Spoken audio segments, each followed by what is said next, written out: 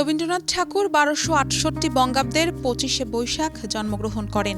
বংশ পরম্পরায় জমিদার হয়েও প্রজাদের ভালোবাসতেন মন প্রাণ দিয়ে। তাই ২৫শে বৈশাখ কবির জন্ম উৎসবে মুখরিত হয়ে ওঠে কুমারখালীর শিলাইদহের স্মৃতি বিজড়িত ঠাকুরবাড়ি। এরই মধ্যে উৎসবের রং ছড়িয়ে পড়েছে সবখানে। নতুন করে সাজানো হয়েছে ঠাকুরবাড়ির আঙিনা, কবির স্মৃতিচিহ্ন ও রবীন্দ্র মঞ্চ। এর মধ্যেই ঠাকুরবাড়িতে আসতে শুরু করেছেন কবির ভক্ত অনুরাগীরা। পরন্তু বিকেলের বর্ণিল এই উৎসবকে সামনে রেখে ঠাকুরবাড়িতে চলছে শেষ মুহূর্তের প্রস্তুতি।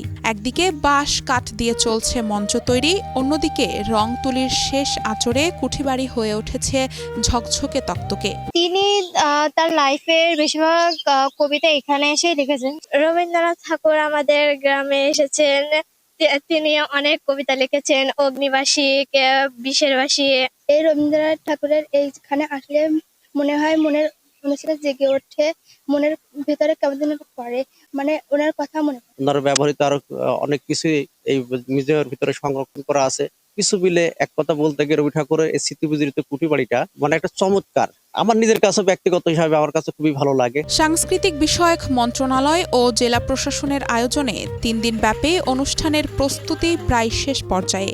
এবারও আলোচনা সভা, কবির রচিত গান, কবিতা, নৃত্য ও মঞ্চনাটকের মধ্য দিয়ে আগামী শুক্রবার থেকে কবির জন্মজয়ন্তী উৎসব শুরুর কথা জানালেন এই কর্মকর্তা। রবীন্দ্রনাথ ঠাকুরের জন্মবার্ষিকী উপলক্ষে আমাদের প্রস্তুতি প্রায় শেষ পর্যায়ে।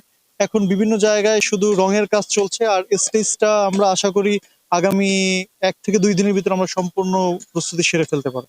এদিকে কবির জন্মোৎসবকে নির্বিঘ্ন করতে আগত দর্শনার্থী ও রবীন্দ্র ভক্তদের পর্যাপ্ত নিরাপত্তা দেওয়ার কথা জানালেন পুলিশের এই কর্মকর্তা। সেখানে আমরা আমাদের জেলা পুলিশের পক্ষ থেকে আইন শৃঙ্খলা নিয়ন্ত্রণের জন্য পর্যাপ্ত পরিমাণ পুলিশ ফোর্স নিয়োগ থাকবে এবং পালাক্রমে ২৪ ঘন্টায় আমরা ডিউটি করব।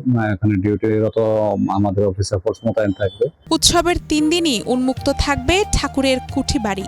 মঞ্চে আলোচনা সভা ও সাংস্কৃতিক অনুষ্ঠানের মধ্য দিয়ে তুলে ধরা হবে কবির কর্মময় জীবনী। গবেষক, ভক্ত, অনুরাগীদের মিলন মেলায় পরিণত হবে ঠাকুরবাড়ি, আশা আয়োজকদের। ডেস্ক রিপোর্ট, সমকাল।